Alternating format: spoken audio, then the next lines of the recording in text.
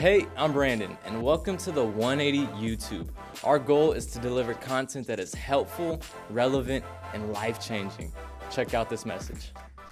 Have you ever felt like you're just going in circles with your dating relationships? Seems like no matter what you do, you kind of just go around the same mountain. You just kind of end up in the same circle, in the same pattern. That's what I want to talk to you about today. In 2 Corinthians 6:14, Paul says this. He says, don't team up with unbelievers in mismatched alliances. In another translation, he says it like this. He says, don't be unequally yoked together with unbelievers. I love the word picture that he creates there. It's amazing because back then, most of the people were in some sort of agriculture industry, and so they really understood what Paul was talking about.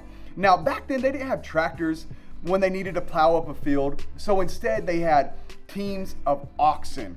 And most of the time, they would have two oxes side by side, and they would put this wooden yoke over them. It was this hard wooden yoke that was inflexible and that locked these two oxen together.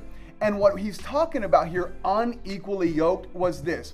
You don't put one ox that's a little slower next to your super strong ox. Because what's going to happen? If you have one ox that's just your muscle ox that can just pull that plow, right next to one that's, maybe not a bad ox, but just not as strong as him, what's going to end up happening is that one ox is going to outpull the other one. And what happens with this is when one ox goes faster than the other one, they end up going like this. And instead of going in a straight line, they end up going in a big circle. All because they were unequally yoked. There's nothing wrong with the ox. They just weren't pulling at the same pace. So many times it's not that the person that we're dating is a bad person. I mean, let's just be real. You're never going to find that perfect person. It's not a matter of them being good or bad. What we're looking at here is, are they pursuing Christ with the same passion you are? Because if they're not, you're going to find yourself going in circles in your relationships.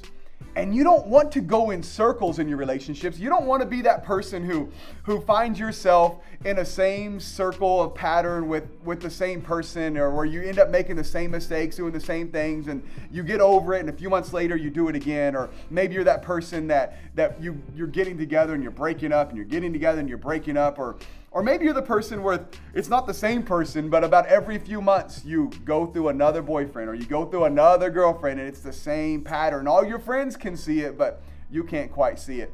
Listen, it's not that there's anything wrong with you. It's just that you keep dating people who cause you to go in circles.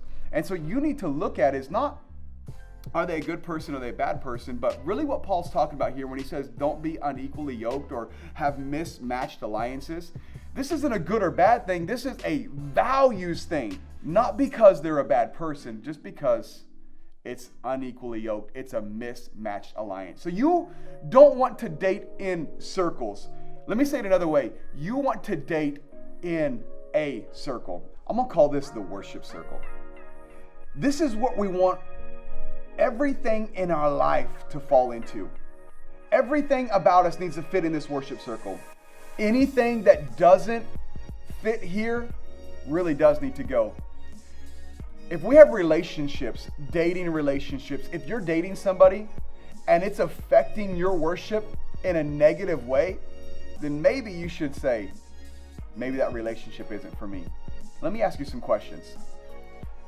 Can you worship and be in this relationship? Oh, that's so good. Does the person you're with make you a better Christ follower? Man, that's so good. Do you pray together? How about talk about the word together?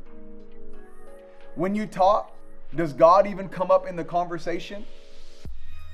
Are they causing you to compromise your character, or are they reinforcing your character? These are really the questions you need to truly ask yourself. And you need to make sure that you're asking yourself this question.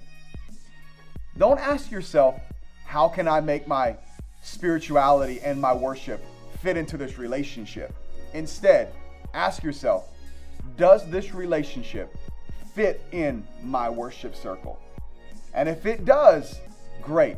If it doesn't, maybe that relationship needs to go. That's really the goal, to find somebody that's pursuing Christ with the same values and intensity that you're pursuing Christ. And when you do that, you'll stop dating in circles and you'll be in a relationship that is truly headed somewhere. I believe that when you pursue God with all of your heart, He'll team you up with somebody else that's pursuing God with all of their heart as well. And that's going to be a powerful thing. Listen, so glad you tuned in today. So glad you're here with us. If you enjoyed this, if this blessed you, would you do me a favor? Would you like this? Would you share this? Because we want to continue getting this message out. Thank you so much for joining today.